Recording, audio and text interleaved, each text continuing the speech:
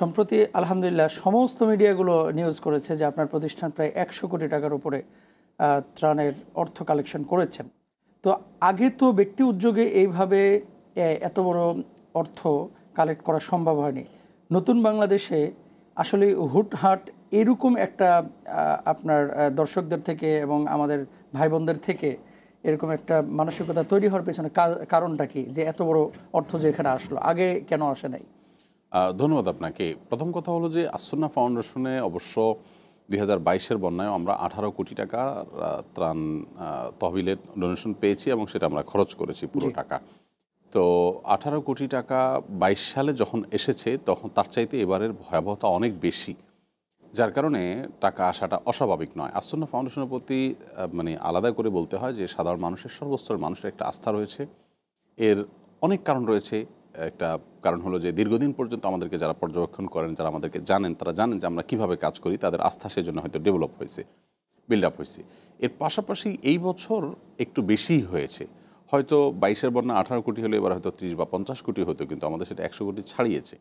সেটার সুনির্দিষ্ট কিছু কারণ থাকতে পারে আমার ধারণা।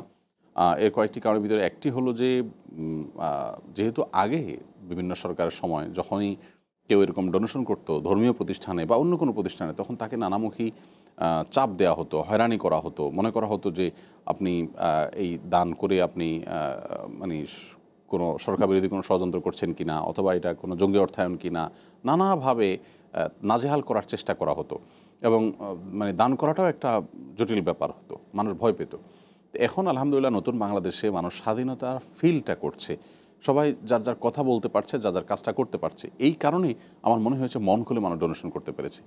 আরেকটা কারণ হলো যে এই যে নতুন বাংলাদেশে যে স্বাধীনতার ফিল, এই ফিলের কারণে মানুষ খুব আনন্দিত, উচ্ছ্বসিত। এই কারণে মানুষ মন খুলে একটু দান করছে আনন্দের কারণে।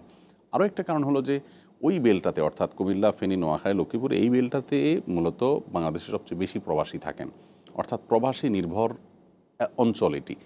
এবং প্রতি ঘরেই একজন দুজন প্রায় অলমোস্ট বিদেশি আছেন, অর্থাৎ বিদেশে অবস্থানরত বাংলাদেশে প্রবাসী যারা আছেন, তারা থাকার কারণে তাদের যে সিম্প্যাথি, তাদের যে ভালোবাসা আত্মীয় স্বজনদের প্রতি এবং এলাকা মানুষের প্রতি, সেই জায়গা থেকে ডোনেশন আমার মনে হচ্ছে একটু বেশি এসেছে। তো অনেকগুলো কারণ এখানে থাকতে পারে।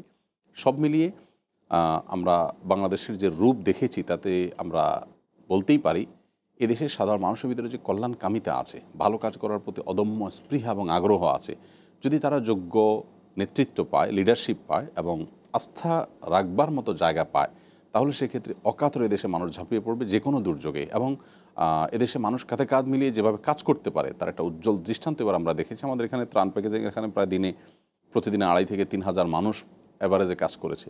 3,000 মানুষকে যদি আপনি 1,000 টাকা করে এক একজনকে পেমেন্ট করতে হতো আপনার ইয়ের জন্য, তাদের পারিশ্রমিকের জন্য, তাহলে সেক্ষেত্রে আপনাকে সম্ভবত 30 লক্ষ টাকা দিতে হতো। এটা প্রতিদিন 11 দিন আমরা কাজ করেছি। এই পুরো কাজটা বিনা পয়সায় আমরা করতে পেরেছি, বিকজ সাধারণ মানুষ সেখানে অংশগ্রহণ করেছে। বিশ্ববিদ্যালয়ের শিক্ষক থেকে নিয়ে অটো চালক পর্যন্ত, বৃদ্ধ থেকে নিয়ে শিশু পর্যন্ত, মুসলমান থেকে নিয়ে হিন্দু পর্যন্ত সর্বস্তর মানুষ অংশগ্রহণ ছিল। আদ্দিন হসপিটাল থেকে আমাকে কর্তৃপক্ষ যোগাযোগ করলেন যে আমাদের মেয়েরা কাজ করার জন্য আগ্রহী এবং তারা রীতিমতো প্রতিবাদ করছে যে আমাদেরকে কোনোভাবে মাহরুম করা যাবে না, তো কি করা যায়। তো আমি বললাম ঠিক আছে, আমাদের যে আইটেমগুলো আছে সেগুলো দিয়ে দিচ্ছি, আপনি সেগুলো পারচেস করে তাদের মাধ্যমে প্যাকেজিং করে নেন, তারা সেখানে তাদের তৎপরতা করুক, আমরা সেগুলো আনার ব্যবস্থা করবো। ঠিকই তারা সেটা করেছেন এবং সেগুলো আমরা এনে তারপর স্পটে পাঠিয়েছি। তো এই যে অদম্য স্পৃহা মানুষের, এই যে কাজ করবার চাহিদা, এটাকে শ্রদ্ধা রেখে আমাদের পরিবেশ তৈরি করা দরকার। সরকারি প্রতিষ্ঠানগুলোর প্রতি যদি আস্থা সাধারণ মানুষের থাকে, তো এই দেশে ভারত বাদ দিয়ে আমাদেরকে কষ্ট দিচ্ছে, পাল্টা বাদ 2টা না 5টা করতে অসুবিধা হবে না, যদি শুধুমাত্র আস্থাটা তৈরি করা যায় সাধারণ মানুষ। জি, ধন্যবাদ সম্মানিত।